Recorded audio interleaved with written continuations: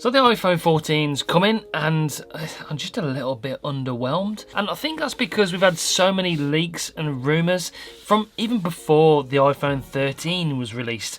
There's been that many rumours about what's going to be coming. Are we going to get USB-C? Is the notch going to disappear? Are we going to get a fourth telescopic camera? Are we going to get an underscreen fingerprint?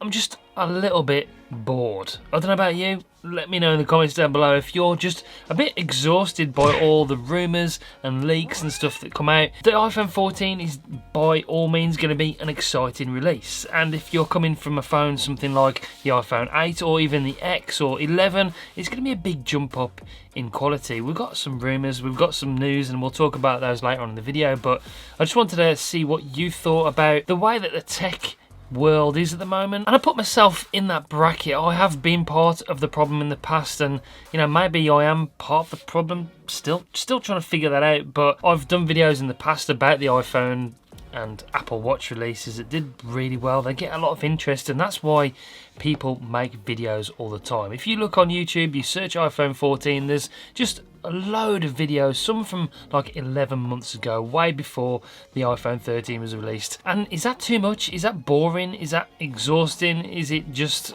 whatever? I'm a bit over it at the moment. I think that's part of the reason why people get disappointed with the releases. We get, me included, I watched the keynote and I'm like, is that it? Nothing else? Because we've just known about all the stuff already for over a year more or less, or at least 6 months before this phone comes out.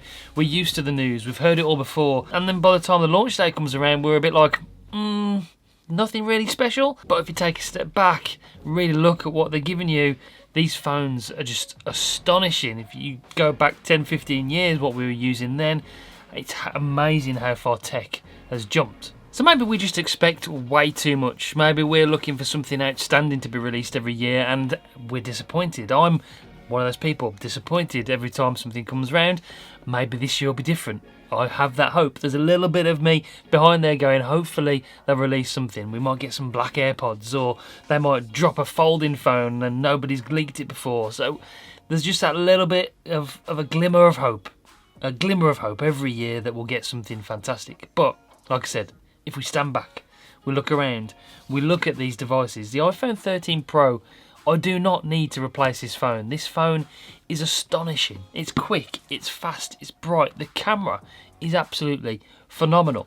There's rumour of a 48 megapixel camera instead of the 12 megapixel we've got in the iPhone 13 Pro. That'd be good, but how much better can it get? We've talked about this before, maybe on another video. Are we at peak iPhone? I think we're at peak revolutionary level. We've reached peak revolutionary releases. We're going to get constant evolution from now on, and that is still a great thing. That is still exciting because there is no end to how technology can evolve over the years to come. So I'm excited to see where else they go, but we've definitely seen the end of the age of revolutionary releases.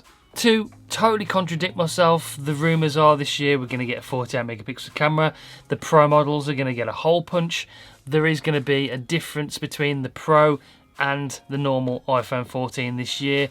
They're scrapping the Mini, we're going to have different chips on the Pro and the normal models this year as well, and the cameras are going to be different. So there are going to be differences between the Pro, the normal, and we're losing the Mini. Maybe there'll be another different device. We'll have to wait and see. iPhone 14, do we care? I think I still do. This channel is based on tech and that is the way I've gone. I still get excited about it. I do get disappointed about it, but I'm really excited still for the next 10-15 years of this evolution of the tech and evolution of the iPhone in particular. So let's see what happens. That's it for this one. I'll see you in the next one.